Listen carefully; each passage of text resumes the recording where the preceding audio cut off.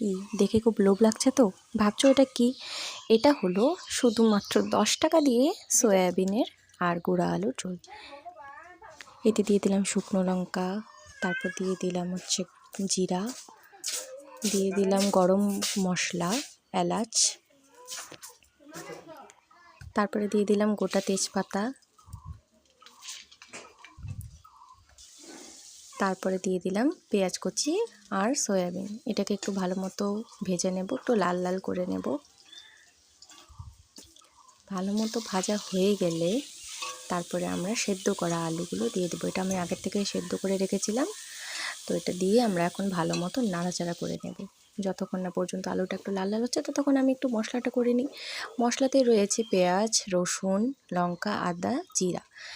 আচ্ছা, তো এখন এই ভাজার মধ্যে একটু লবণ, একটু সামান্য হলুদ দিয়ে দিলাম। তোমরা চাইলে নাও দিতে পারো, ডাইরেক্ট মশলাতেও দিতে পারো, কিন্তু আমি একটু ভাজাতে দিয়ে দিই যাতে একটু সবজিগুলোর টেস্টটা ভালো হয়। এটাকে একটু ভালো মতো নেড়ে চেড়ে নেব।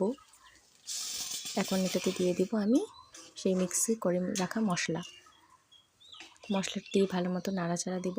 এটাকে একটু ভালো মতন কষাবো। দিয়ে দেবো একটু গুঁড়া গরম মশলা।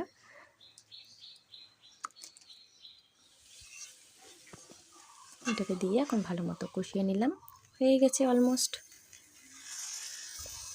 এখন দিয়ে দিব জল। তোমরা যেরকম ঘন খেতে চাও, আমি একটু পাতলা পাতলাই নামাবো, কারণ আমার বর আবার বেশি ঘন জিনিস খেতে পারে না, ওর আবার একটু ঝোল ঝোল লাগে। এই দেখো রেডি হয়ে গেল আমাদের এই 10 টাকার সয়াবিন আর গুঁড়ো আলুর ঝোল।